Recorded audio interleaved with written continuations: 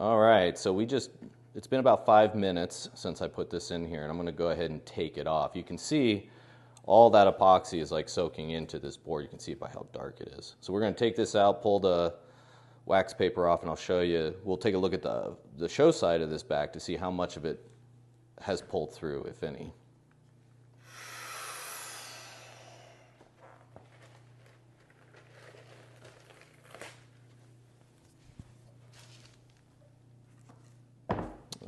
Peel off the wax paper.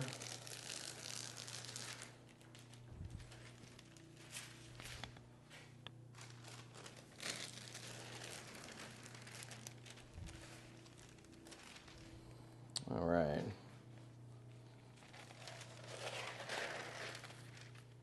So flip it over. Look at all that epoxy that's come through. This is pretty common with a lot of woods, especially good tone woods, because they're very brittle.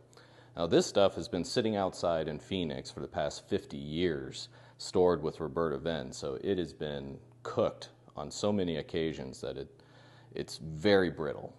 That's why we decided to go ahead and stabilize this back, just to make sure that in the future, when this becomes a guitar, we're not dealing with crack issues like crazy. By the looks of this back, I can tell this was a really good idea. So at this point, I'm not going to touch anything really that's on the back of this. It'll all get sanded later. For now, after the debulking process, I tend to take an old credit card, something, grind it in off so it's nice and sharp, and I'm just going to use this as a scraper to just peel off whatever residual epoxy is just sitting on the surface.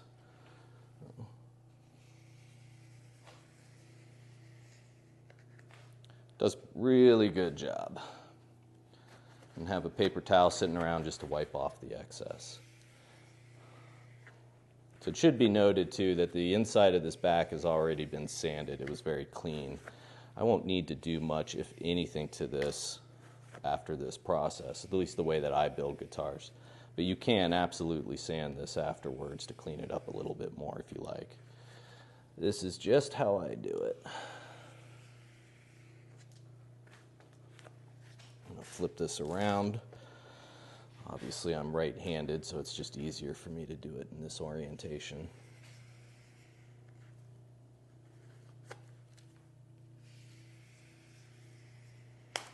And after I get done scraping all of this off, obviously we're just going to store this for the next 24 hours and let the epoxy fully cure before I do anything else with it.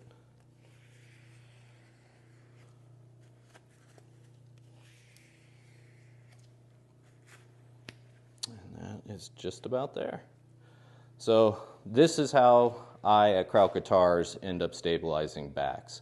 Also via Daria Wood Company, we will do this on ironwood back and sides, because that wood, a lot like what happened to this piece, gets to sit outside, get cooked for many years, and it tends to be very brittle because of it. And so we like to stabilize it. And we'll pick this up tomorrow after this is fully cured, and I'll show you what the end result looks like.